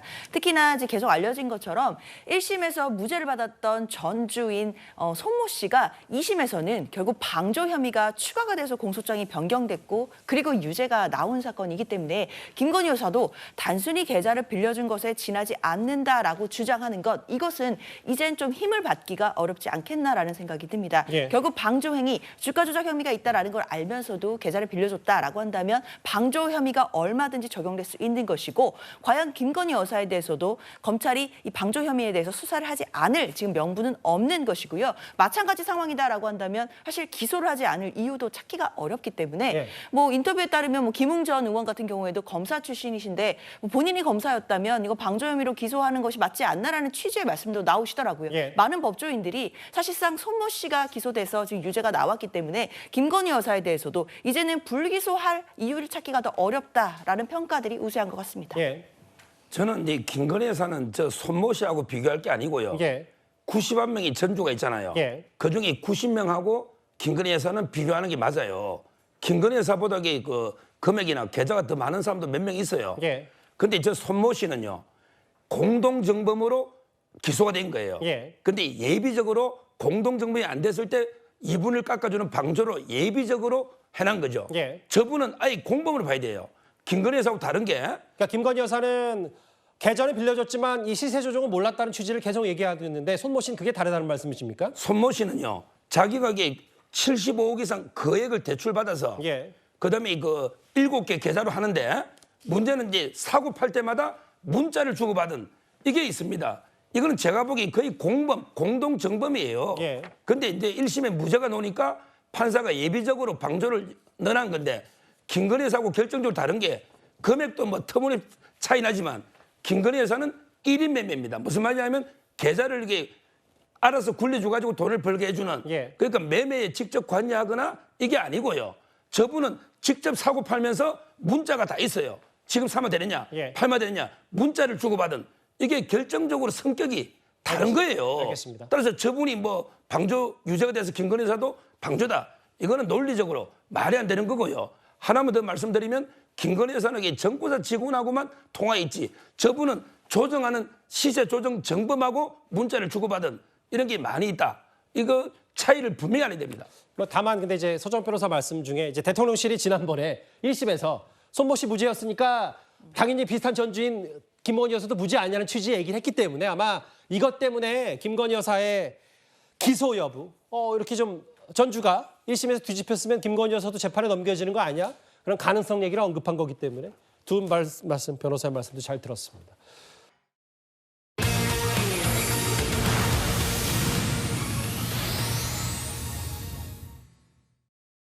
자, 사과를 답변하실 의향은 없습니다. 그 최선을 다하는데 협조해 주십시오.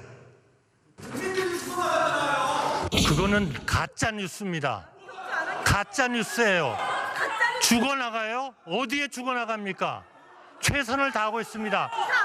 그것은 의사 선생님과 간호사들을 모욕하는 겁니다. 가장 큰 책임 누굽니까? 아니, 정부 아닙니까? 아닙니다. 정부 책임 있죠. 지난번에는 전공의라고 있어요. 하시던데 있어요. 전공의에게 이 의료 대란에 가장 큰 책임이 있다. 맞습니까? 첫 번째 책임이 있습니다. 아, 정말 여야 의정 대화 협의체가 될지 정말로 우려스럽습니다. 그거는 아니, 총리님께서 그런 태도를 가지고 계신데 누가 들어오겠습니까? 앉아 계신 국민의힘 의원들도 저희가 볼 때는 지금 가슴 치고 계실 것 같아요. 의원님. 그나마 밥상 차려놓으려고 했더니 총리가 다 걷어차 버리는구나 이럴 것 같아요. 그 어느 때보다 병원 격정이 앞서는 이번 추석 연휴가 될 듯하고요. 정확히는 오늘부터 추석 연휴 비상 응급 대응 주간이 시작됩니다. 어제 대정부 질문 한덕수 총리의 병실, 응급실 상황 인식을 질타하는 목소리 한번 맞받아치는 얘기도 같이 만나봤다면 오늘부터 이게 진행됩니다. 장현주 변호사. 경증 환자가 응급실을 찾게 되면 오늘부터 추석부터 원래 평상시에 13만 원이었다면 이번 추석 연휴부터는 최고 9만 원이 오르는 22만 원을 한다. 글쎄 여러 시민들의 불만 목소리가 분명히 있는 것 같습니다. 그렇죠. 본인 부담률이 거의 90% 가까이 오르는 건데요. 물론 정부로서도 추석 연휴를 앞두고 응급실 대란이 일어날 가능성 때문에 나름대로의 정책을 냈다라고 생각은 듭니다만 사실 국민들 보기에는 이런 대책이 과연 본질적이냐 회의감이 들기 마련일 거라고 생각합니다. 특히나 예전에 그 정부의 또 고위 관계자가 그런 얘기 했었잖아요. 전화를 받을 수 있으면 경증이다. 이런 얘기에서 굉장히 큰 논란이 있었던 적이 있는데 아직까지도 정부가 이 응급실 뺑뺑이 사태의 원인이 마치 국민들이 경증임에도 자꾸만 응급실을 찾기 때문에 응급실 대란이 있다라고 보시는 것은 아닌지 상당한 우려가 듭니다. 예. 단순히 경증 환자들이 응급실 많이 가기 때문에 지금 응급실 대란이 있는 게 아니라요. 실제로 응급실에 의사가 없는 상황이거든요. 예. 이런 상황들을 어떻게 타개할 것인지 그리고 어떻게 하면 전공의를 돌아오게 할 것인지 이런 부분에 대해서 본질적인 이야기들이 나와야 되는데 그때 본인 부담률을 추석 연휴에 올리겠다 이런 부분들은 사실 전혀 본질적인 얘기 같지는 않고요. 정말 주먹구구식이라고 느껴질 수밖에 없습니다. 그리고 국민들 입장에서는 이제 아프면 큰일 난다라는 이야기를 주고받으셨는데 그 아프면 큰일 난다에 한 가지 이유가 더 붙은 거죠. 돈 없으면 이제 진료도 못 받을 수도 있다라는 또 우려까지 생긴 것이기 때문에 사실 정부의 이런 대책 방향은 국민들의 마음 그리고 공감대와는 전혀 좀 다른 방향 아닌가 아쉬움이 있습니다. 그래서 추석 명절 응급실 할증이라는 단어까지 오늘 일부 보도 내용이 있어서 저희가 제목으로도 한번 짚어봤는데요. 일단 이번 추석 잘 넘겨야 됩니다. 응급실. 물론 현장에서 응급실 대란 사태 얘기를 하기 때문에 이번 추석이 위기다라는 말들을 많이 하고 있습니다만 의사들은요. 앞으로 날씨가 계속 차가워지는 겨울이 되면 그때가 최대 위기라는 목소리까지 나오고 있습니다. 사실 겨울이 되면 전체적으로 환자들이 늘어나거든요. 특히 호흡기계 환자, 그리고 심혈관 환자, 뇌혈관 환자 이런 환자들이 늘어나고 건강검진을 이제 연말에 많이 진행을 하다 보니 암의 확진이 갑자기 그때 확 늘어요. 1월에서 한 3월까지 특히 위암의 수술 비율이 급격하게 늘거든요. 겨울 시기에 환자들의 어떤 그런 암에 대한 진단과 치료가 지연이 될 위험성이 굉장히 높다. 정부는 당장 그냥 추석에만 집중해서 그렇게 하고 있는 것이 그게 전부가 아니라는 거죠. 삭발하고 단식 투쟁 중인 이제 교수 비상대책위원장 우리 저희 채널A 뉴스탑10 제작진과 취재를 했는데 박상수 변호사님, 박상수 대변인 이 올겨울이 최대 고비가 될 것이다. 응급실뿐만 아니라 암 환자들, 중환자들이 자리를 찾지 못한다. 현실은 이렇다라는 우려도 하고 있습니다. 어떻게 받아들이세요? 사실 추석도 추석이 위기지만 이러한 부분에 있어서 올 겨울이 좀 더 큰 위기가 될 수도 있을 거라는 걸 우리 당도 지금 인식은 하고 있습니다. 그래서 그런 측면에서 저도 이제 SNS 글에 10년 뒤 겨울만큼 올해 겨울도 중요하다라는 글도 이렇게 올리고 했었는데 사실 이 문제에 있어서는 저는 이제 여야 의정의 협의체를 통해서 차차 해결을 차차가 아니라 정말 빠르게 해결을 해 나가야 될 문제다 이렇게 생각을 합니다. 저도 이제 지역에 당협을 갖고 있고 지역 당협에 있는 당원분들이나 아니면 저희 당 지지자분들도 굉장히 걱정을 많이 하고 계세요. 특히 이제 고령이신 분들이 또 많다 보니까 더더욱 그런 걱정들이 많이 있는데 정말 이제 많이 나오는 이야기가 그런 거죠. 의사 증언이라는 의제는 우리 보수 정치 세력의 의제는 아니었어요. 모두가 알고 있겠지만 이 민주당이 오랫동안 추구해왔던 의제입니다. 만약에 문재인 정부에서 400명씩 연간 증언을 했으면 지금쯤 2,000명이 증언이 되어 있을 거라는 거죠. 그래서 사실 저는 민주당 쪽에서 2,000명이 뭐 이 숫자가 이상하다라고 얘기한다면 그럼 문재인 정부 때 그 400명씩 증언했던 숫자도 그럼 잘못됐다는 소린가? 이 얘기가 사실 좀 드는 겁니다. 그래서 어떤 면에서는 우리 정부에서 이거를 전통적인 의제가 아니니까 이렇게까지 밀어붙일 게 아니었는데 밀어붙이고 있는 상황인 거죠. 그러다 보니 더더욱 민주당 쪽에서도 같이 좀 이 문제에 있어서만큼 힘을 합쳐서 가는 것이 맞겠다라고 생각을 하고요. 여야 의정 협의체를 통해서 빨리 풀어야 된다라고 생각하고 있습니다. 풀긴 풀어야 되는데 지금 아까 꼬인 실타래 얘기는 또 박상수 대변인께 잠시 뒤에 만나볼 텐데 결국 한동훈 대표와 한덕수 총리 혹은 용산 대통령실과 뭐 집권여당 혹은 야당 의사들 가장 큰 시각의 차이는 현실 인식과 현장에 대한 인식 차이일 겁니다. 그런데 박성미 소장님, 제가 이번 주에 전해드렸던 정확히는 지난주쯤이었는데 100m의 앞에 응급실을 두고 응급실 찾지 못한 여대생이 어제 결국 숨졌습니다. 그 상황이 이렇습니다. 그렇죠. 그러니까 지난 5일에 조선대학교에서 심정지 상태로 발견된 여학생이 있었는데요. 바로 100m 앞에 조선대학교 병원이 있었는데 거기서 이송 거부를 한 겁니다. 그래서 굳이 이렇게 돌고 돌아서 찾아서 전남대병원 응급실로 이송이 되긴 했습니다만 사실은 골든타임을 좀 놓친 게 아닌가라는 생각이 들어요. 왜냐하면 결과적으로 일주일 만인 어제 이제 사망을 했다라는 비보가 들려왔습니다. 사실 국민들이 봤을 때는 일단 저 죽음 자체가 너무나 안타깝다라는 생각이 드는 거죠. 왜냐하면 바로 앞에 병원이 있음에도 거기서 이송 거부를 당했고 그러다 보니까 응급실 뺑뺑이를 하다 보니 적절한 때에 적절한 조치를 받지 못해서 굉장히 젊고 안타까운 이런 죽음이 일어나게 되었다 이런 생각이 들고요. 한편으로는 방금 앞에서 우리가 짚어봤듯이 이런 상황이 있음에도 불구하고 한덕수 총리는 국회에 나와서 이 국민들이 죽어간다라는 야당 의원들의 지적에 대해서 가짜뉴스다라고 얘기를 한다라는 겁니다. 이렇게 지금 우리 사회 곳곳에서 이미 이런 안타까운 생명들이 유명을 달리하는 일, 특히 응급실 뺑뺑이를 겪었다라는 이런 증언들이 속출하고 있고 심지어는 최근에 뉴스탑10에서도 다뤘습니다만 굉장히 어린 아이가 다쳤을 때 마취 의사가 없어가지고 마취도 하지 못하고 꼬매는 일이 있지 않았습니까? 이런 일들이 있음에도 불구하고 지금 정부의 어떻게 보면 행정적인 면에서 굉장한 권위를 가지고 있는 국무총리가 그것은 가짜뉴스다라고 하고 있는 것은 이 정부가 이게 발을 땅에 딛고 현실을 제대로 느끼고 있는 것이 아니라 어디 둥둥 떠서 만들어진 세트장에서 무슨 영화 찍듯이 그것은 가짜뉴스고 응급실 상황은 원활하다. 이렇게 이야기하는 것이 현실과 아주 동떨어져 있다. 굉장히 지금 상황 인식을 제대로 못하고 있다.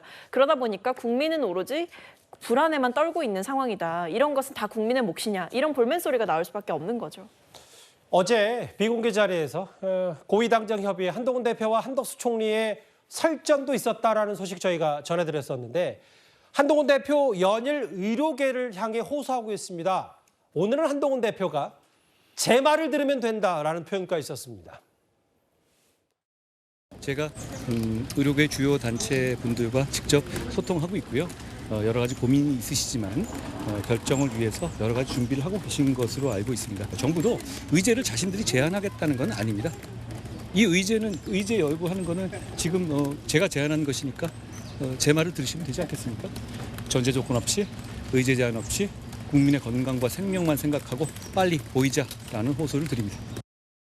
비공식 채널을 통해서 박단 비대위원장과 줄곧 소통해 오고 있고 정말 읍소 수준의 이야기를 전달하고 있는 것으로 알고 있습니다. 그럼 거의 읍소 수준으로 협상장에 좀 돌아올 것을 요청드리고 있는 것으로 알고 있는데 쉽게 돌아오진 않고 있는 거죠.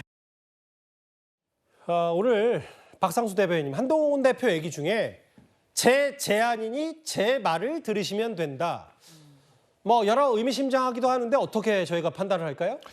이 부분에 있어서 사실 오늘 의협 발표를 좀 기대를 하고 있었습니다. 근데 사실 이미 3시에 발표되듯이 그렇게 발표가 나오게 된 것인데 지금 지속적인 설득을 하고 있습니다. 한동훈 대표는 진짜 지속적인 설득을 하고 있고 의협이든 뭐 전공의협 협의회 박단 회장이던 뭐 굉장히 지금 열심히 이 부분에 있어서 의제 제안이라는 것에 대해서 너무 신경을 쓰지 않아도 된다. 와서 다 이야기를 하면 된다라고 얘기를 하고 있거든요. 사실 우리가 지난 여야 대표회담 때 의제를 정했어요. 의제를 정하고 협상 테이블에 들어갔지만 여야 대표, 한동훈 대표와 이재명 대표는 25년 의대 증원에 대해서는 더 이상 논의할 수 없다라는 이야기를 공동 기자회견에서 이야기를 했습니다. 그러니까 그때 분명 의대 증원 문제나 이 의료와 관련된 문제는 여야 의제 사전에 정한 거에서 빠져 있었어요. 그렇지만 현재 우리나라에서 가장 중요한 현안이지 않습니까? 그러니까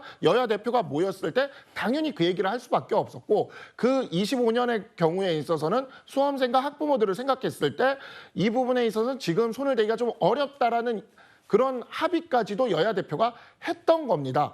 당연히 여야 의정이 모이면요. 25년에 대해서도 의료계에서 당연히 이야기를 꺼낼 것이고 25년에 대해서 의료계에서 이야기를 꺼내면 또다시 여야 정도 또 이야기를 할 거예요. 그때 분명히 민주당도 또 이야기를 할 거고 우리 당도 이야기를 할 거고 정부도 얘기를 하겠죠. 그러니까 지금 여기서 의제가 무엇이냐 빠져야 되냐 말아야 되냐는 별로 의미가 없습니다. 테이블에 앉으면 다 얘기를 할 수밖에 없다. 그러니까 일단 테이블에 앉아서 얘기를 하자는 것이 지금 현재 우리 당의 입장이고 한동훈 대표의 입장이다. 이렇게 좀 말씀드릴 수 있겠습니다. 그 취지는 뭐 10분 이해가 됩니다만 한동훈 대표와 가까우신 분 중에 한 분이니까 제가 이 질문 드릴게요. 지금 여야 의정 가운데 한 대표는 지금 계속 호소하고 독촉하고 있는데 여기 보면 의사들 오후에 공식 거부한다는 대한의사협회 대변인 다음 화면 정부도 어제 한덕수 총리와 비공개 자리에서 한가한가 책임질 수 있냐라고 한 대표가 얘기했지만 내년 증원 절대 안 된다고 못 박았거든요. 한덕수 총리. 그럼 여야 의정 중에 의사 안 되죠? 정부도 뜨뜻미기를 하죠. 야당도 지금 뭐 대표성 없는 의사협회 그리고 몇몇 나오면 안 된다. 그럼 한동훈 대표 지금 엄청나게 고립되어 있는 거 아닙니까?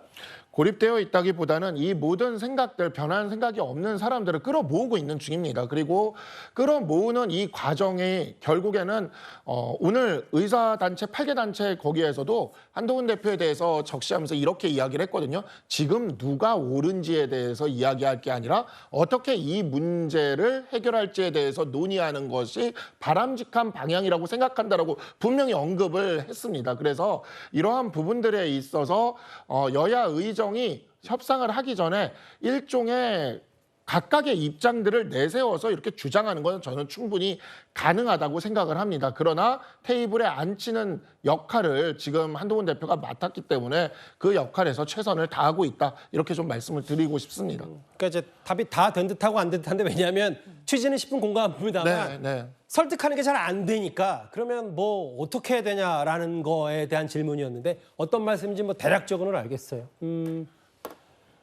여론조사 하나 보겠습니다. 오늘 대통령 지지율이 아마 취임일 최저치인 것 같은데요. 20% 이 정도면 마지노선인 듯합니다. 부정평가가 70이고 이 가운데 뭐 좀 더 구체적으로 들어가 보면 역시 이번 의료 공백 사태에 대한 부정평가가 많기 때문에 대통령 지지율도 20%. 지난주에 비해서 또 3%포인트 떨어졌습니다. 결국 의료 공백 사태가 지금 정권에 대한 여러 우려의 목소리를 더 키우는 거고 한동훈 대표도 이제 본인이 좀 총대를 매서 의사, 야당, 정부까지 좀 끌어모으겠다는 심사인데 지금 추석 전에 개문발차는 일단 현실적으로 어려워졌어요. 의료 공백 사태 관련해서 잠시만요. 속보 하나가 들어왔는데요. 속보를 좀 짚어봐야 될 것 같습니다. 서정욱 변호사님 저와 같이 보실까요? 검찰이 의사 블랙리스트 명단 아마 뭐 지금 최전선인 응급실에서 고군분투하는 의사들을 가리켜서 뭐 부역자다 혹은 개인 신상까지 공개한 이 의사 블랙리스트에 대해서 영장을 청구했습니다. 어떻게 보세요? 지금 이제 그 제명이 스토킹 범죄의 처벌에 관한 법률입니다. 예. 그런데 우리가 스토킹 범죄라는 게 뭐 집에 찾아가고 이런 것만 생각하는데 그게 아니고요. 예. 범위가 상당히 넓은 게 그 컴퓨터라든지 인터넷 있죠.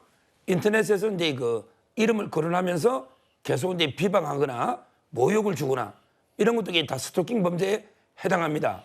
그런데 응급실에서 일하는 의사나 의대생들 이름을 이렇게 실명을 공개하면서 계속의 그 비방이나 모욕을 줬기 때문에 뭐 저는 상당히 그 중대한 범죄로 보고 있습니다. 예. 검찰이 사전 구속영장을 청구했고요. 여기서 중요한 게 그 의사라는 사자가요.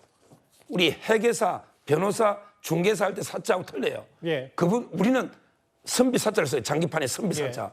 근데 의사는 서성 사자입니다. 예, 스승이요. 예. 예. 근데 이런 분들이 자기가 진로를 떠나는 것도 저는 잘못됐다 봐요. 예. 의사는 환자를 떠나면 안 돼요.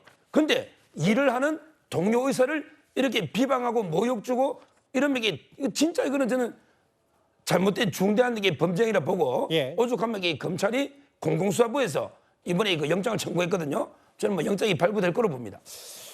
알겠습니다. 의료 공백 사태에 대한 이제 검찰이 이제 이른바 블랙리스트, 응급실 블랙리스트를 동료 의사를 저격한 듯한 이 글을 쓴 거에 대해서 구속영장을 청구했다는 검찰 속보까지 길지 않게 만나봤습니다. 알겠습니다.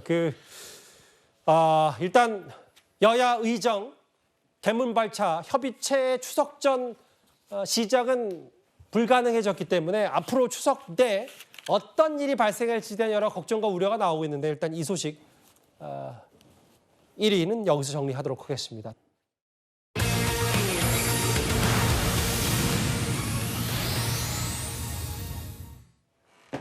오물풍선부터 우라늄까지 미국 대선을 한 대략 한 50일 정도 앞두고요. 북한이 핵무기 생산의 심장부인 우라늄 농축 시설을 처음으로 공개했습니다.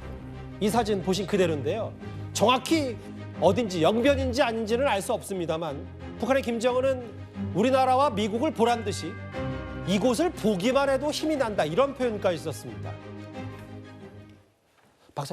존경하는 김정은 동지께서 핵무기 연구소와 무기급 핵물질 생산 기지를 현재 지도하셨습니다. 김정은 동지께서는 생산 현장을 직접 돌아보시면서 정말 이곳은 보기만 해도 힘이 난다고, 우리는 지금 이룩한 성과에 자만하지 말고 무기급 핵물질 생산 토대를 더 한층 강화해야 한다고 말씀하셨습니다. 핵시험을 하든가 미사일 도발을 하든가 할 때도 이게 무슨 국방력 강화를 위한 시험 단계라는 의미도 있지만 나름 치밀하게 계산된 그 타이밍에 따라서 하는 그 과정이거든요. 핵폭이라는 게 어떤 걸 존재로 해야 됩니까? 김정은 체제가 붕괴되는 걸 존재로 하지 않습니까? 그렇기 때문에 그 어떤 경우에도 김정은이 핵폭이라는 그런 위험한 그 선택은 하지 않을 거라고 보거든요.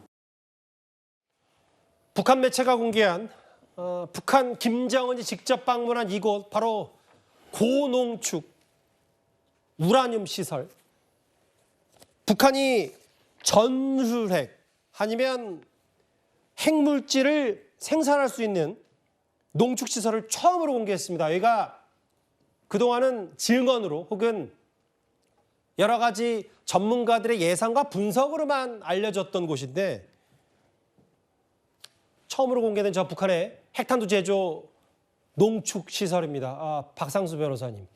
저게 이제 알려지기로는 저 정도 규모가 되면 1년에 대략 한 2자릿수 정도의 핵무기를 생산할 수 있는 시설을 갖췄다. 이런 평가까지 나오면서 좀 한 번 더 위기 상황은 분명히 있습니다. 그러니까 미국 대선이 이제 좀 주목 포인트라고 생각을 합니다. 예. 지금 미국 대선을 앞두고 이제 북한이라는 나라의 이 의제가 미국 대선의 주요한 의제로 떠오르기를 바라면서 지금 이렇게 좀 의도된 도발을 하고 있는 것이 아닌가라는 생각이 듭니다. 그래서 예. 오물풍선부터 시작을 해가지고 이제 이 핵물질을 공개하는 형식으로까지도 나아갔는데 예. 이게 우라늄 이 농축시설을 공개함으로써 우리는 수십 개의 핵을 지금 만들어낼 능력이 된다. 이걸 이렇게 드러낸 거죠. 그러면 이제 북한을 어떻게 관리할 것이냐라고 하는 문제가 미국 대선에서 되게 주요한 의제가 되고 그렇게 되면 미국 대선이 끝난 다음에 미국의 대북 정책에까지도 영향을 끼칠 수가 있을 거라는 이 계산에서 이러한 부분들을 지금 전격적으로 공개하고 있는 게 아닌가 이렇게 판단이 됩니다. 보기만 해도 힘이 난다고 했고 농축시설들을 아예 가감없이 공개해버렸어요, 북한이. 우리 이 정도에 대한 핵 생산 능력이 된다라고 아예 이제 미국과 우리를 향해서 자랑하듯이 말이죠. 다음 화면을 보겠습니다. 근데 이제 이런 거예요, 장현주 변호사님. 북한이 지금 할 수 있는 게 거의 뭐 3중, 4중 도발, 하이브리드급 도발이라고 해서 우리나라 남쪽으로는 쓰레기 오물풍선도 보내고 어제는 미사일도 쐈고 그리고 최근에 접경 지역에는 기괴한 대남 소음까지 하고 이제 우라늄 농축시설 공개하고 할 수 있는 조치는 다 하는 것 같습니다. 그렇죠. 정말 복합적인 도발을 하고 있다라고 평가를 해야 될 것 같습니다. 뭐 오물풍선도 지금 지속적으로 내려오고 있고 특히나 이 대남 소음 방송 같은 경우에는 들어보신 분들은 아시겠지만 굉장히 괴기스러운 좀 소름 끼치는 소음들을 내고 있더라고요. 아무래도 대북 확성기를 통해서 탈북민들이 증가하고 있다 이런 이야기들이 나오기 때문에 이 심리전에 대응하기 위해서 소음으로 덮자 뭐 이런 방식인 것 같긴 합니다. 우리의 대북 확성기에서 나오는 이야기들을 아마 북한 주민들이 듣지 못하게 하거나 뭐 이런 것도 어느 정도 목적이 깔려 있었다라고 보이기는 하는데요.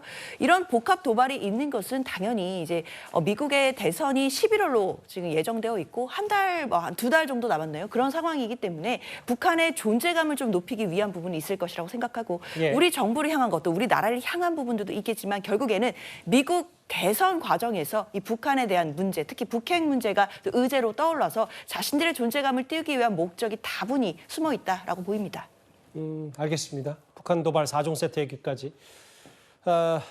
우라늄 농축시설을 처음으로 공개한 북한 김정은의 의도 얘기까지 만나봤습니다.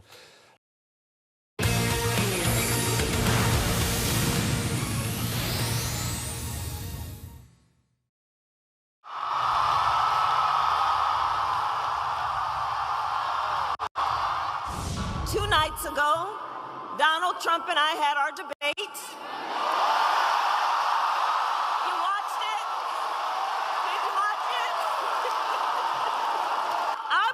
We owe it to have another debate. Right?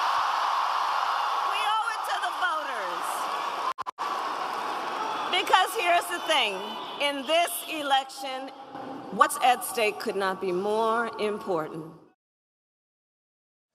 첫 TV 토론 이후에요. 해리스 후보가 슈퍼스타인 테일러 스위프트의 지지 선언까지 등에 업으면서 그야말로 탄력을 받고 있습니다. 그런데 한쪽에서는 이 해리스 후보를 향해서 이런 의혹까지 제기하고 있습니다. 허주연 변호사님. 지난 첫 번째 TV 토론 때 해리스 후보가 귀걸이 모양의 블루투스 이어폰을 착용하고 참모들의 조언을 들었다. 한쪽에서 이런 의혹을 제기했다는 미국 언론 보도가 나왔거든요. 해리스 후보가 토론에서 잘하긴 잘했나 봅니다. 이런 음모론이 솔솔 나오고 있는데 지금 방금 보신 것 같은 진주가 붙은 귀걸이를 착용을 했는데 이게 사실은 귀걸이로 위장한 이어폰이었다. 그래서 이 이어폰을 통해서 이 토론회에는 빈 종이랑 그다음에 물이랑 펜만 들고 들어갈 수 있는데 이 이어폰으로 소통을 하면서 코칭을 받았다. 그런 주장이 나온 거예요. 그런데 재밌는 것은 저 귀걸이를 이어폰 모양 귀걸이를 제조하는 제조사에서 뭐라고 얘기를 했냐면요.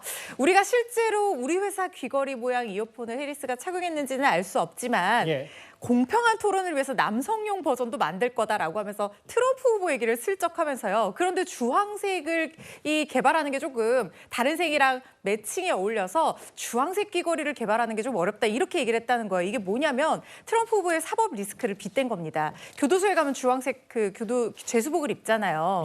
그래서 그렇게 얘기를 했고 그리고 또 그 다음 날 있었던 9.11 테러 이 추모식에서 해리스 후보가 똑같은 귀걸이를 착용했거든요. 그러니까 이제 또 지지자들 사이에서는 저게 이제 명품 T사의 귀걸이라는 거예요. 그러니까 명품을 좋아하는 그런 후보가 아니냐 이런 식으로 또 비난의 방향이 바뀌고 있는 걸로 봐서는 이 부분은 그냥 단순한 해프닝이 아닐까 하는 생각이 듭니다.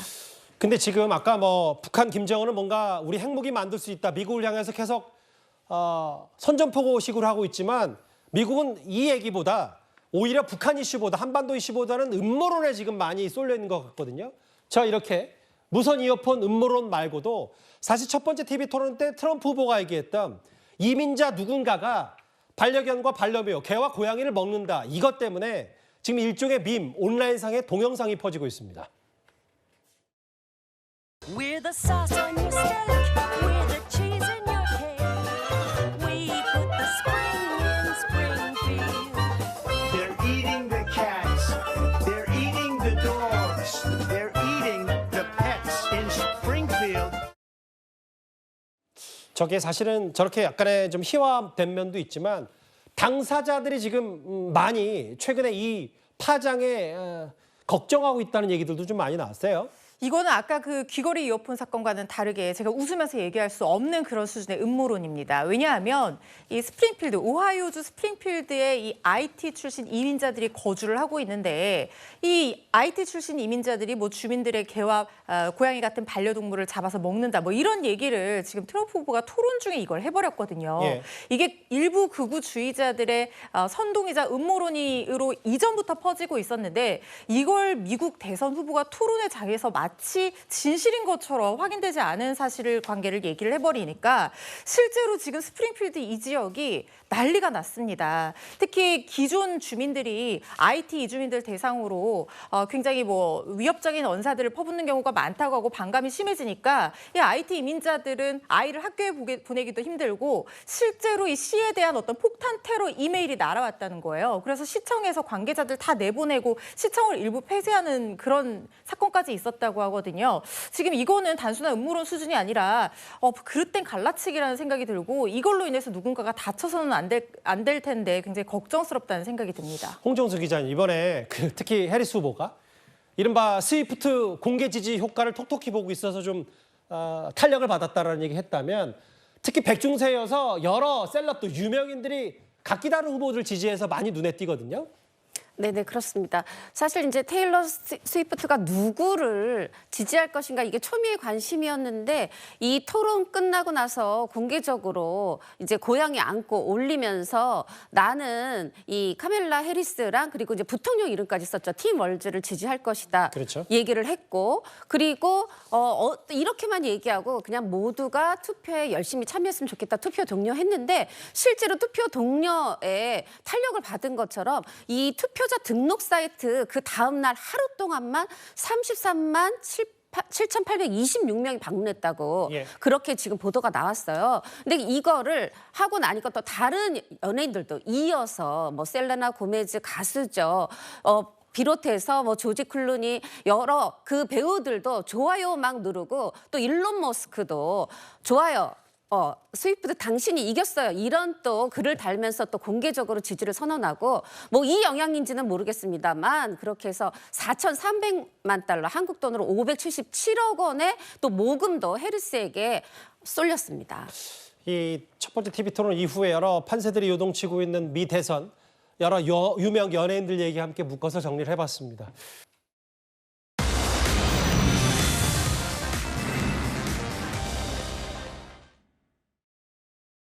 Oh my God. This whole place is flooded, full of mud. Oh my God. What is happening?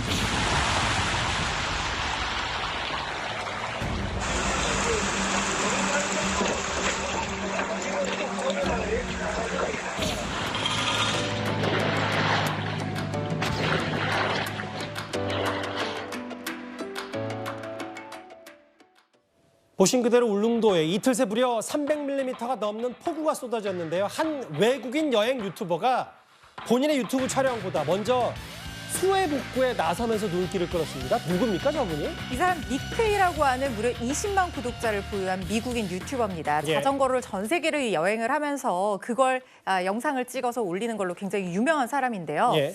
일단 포항에 들어왔어요. 그런데 컨디션이 좋지 않아서 자전거는 포항에 두고 울릉도와 독도를 가보고 싶다 해서 울릉도에 들어갔는데 그때 지금 울릉도가 난리가 난 거예요. 왜냐하면 이틀 사이에 300mm가 넘는 폭우가 쏟아진 거예요. 그래서 지금 보시는 것처럼 그야말로 초토화가 된 상황입니다. 이게 46년 만에 기록적인 폭우라고 하는데 이 외국인 유튜버가요. 자기 영상 찍는 거 다 제쳐놓고 컨디션 안 좋은 거 다 제쳐놓고 삽부터 들고 나와서 복구를 도왔던 거예요. 그리고 이 주민들이 정말 대단하다. 이 어려움 속에서 비와 맞서면서 이렇게 다들 도시를 복구하기 위해서 노력을 하고 있다라고 그런 칭찬글까지 올렸다는 거예요. 예. 이 사람 우리나라에서 좀 좋은 환대를 받고 또 힘들겠지만 또 곧 추석이잖아요. 우리 울릉도 주민들 수해 복구하면서 힘들겠지만 그래도 따뜻한 추석 명절 좀 보내실 수 있으면 하는 바람이 들고 니케이도 너무 감사한 마음이 들고요. 이렇게 또 감사한 마음으로 우리나라 사람들과 함께 좋은 추억을 만들고 갔으면 좋겠다는 생각도 듭니다. 저도 좀 구독을 해야 되겠네요. 그만큼 좀 선한 영향을 보였기 때문에. 지금까지 들은 여러분들의 목소리를 만나볼 차례입니다. 첫 번째 댓글입니다. 고성과 막말 주고받고 국회의원들은 통장에는 상여금 따박따박 받는다라고 하셨어요. 정조와 명성황후는 어떻게 생각할지, 뭐 이재명 대표 표현한 것 때문에 많은 논란들이 있죠. 정당 개입은 안 되는데 왜 광노현 전 교육감은 국회에서 저 기자회견을 하냐라고 하셨고요. 의료대란의 추석 할증에 명절이 들어왔기는 처음이다라고 하셨습니다. 마지막 보겠습니다. 모두 건강한 추석 보내세요. 저 말이 꽤 많이 와 닿네요.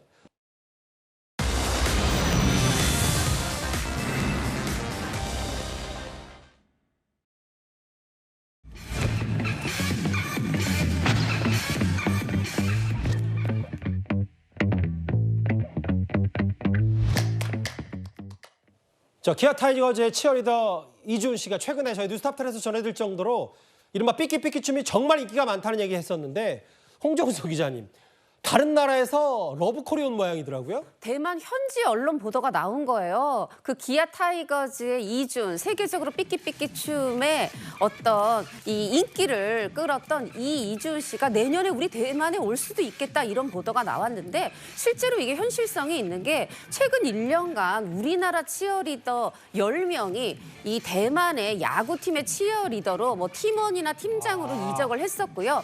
그런데 그 연봉만 높아진 게 아니라 대만에 가서 광고를 찍기도 하고 예능에 출연하기도 하면서 연예인급 인기를 누리고 있습니다. 이런 상황이다 보니까 이주은 씨도 현재 뭐 우리나라 어떤 치어리더들의 열악한 환경을 생각해 볼 때 연봉도 높아지고 연예인급의 어떤 부수입도 생길 수 있는 것으로 못 갈 이유가 있나 안 갈 이유가 있나 이런 생각이 들고 대만 언론에서는 우리가 자꾸 돈으로 한국 치어리더 뺏어간다고 한국 팬들이 지금 볼멘 소리를 한다라고 하는데 실제로 지금 국내 반응 제가 살펴보면 아니다 어디든 가서 국위선양하고 많이 알려줘라 활동 글로벌하게 해라 하고 지지하는 목소리가 더 큽니다. 지난번에 허주연 변호사가 저 소식 전해드리면서 잠깐 춤도 췄었는데 저기 보면 최근에 그만큼 이른바 삐끼삐끼 춤이 동작과 이 멜로디가 상당히 중독성이 있어서 저렇게 연예인들도 동참할 정도가 됐는데 그 유행의 당사자가 대만에 진출할 수 있다는 글로벌 스타가 될 수 있다는 얘기까지 저희가 전해드렸습니다. 잘 추는 사람 못 추는 사람 팝 9번이 되네요. 알겠습니다. 금요일 뉴스탑10 준비한 소식은 여기까지입니다. 추석 연휴, 추석 명절 잘 보내시고요. 저는 다음 주 추석 연휴 월화수 때도요. 10가지 뉴스 잘 준비해서 여러분들 기다리고 있겠습니다. 주말 뉴스탑10과 곧바로 이어지는 뉴스에도 많은 시청 바랍니다. 여러분 고맙습니다.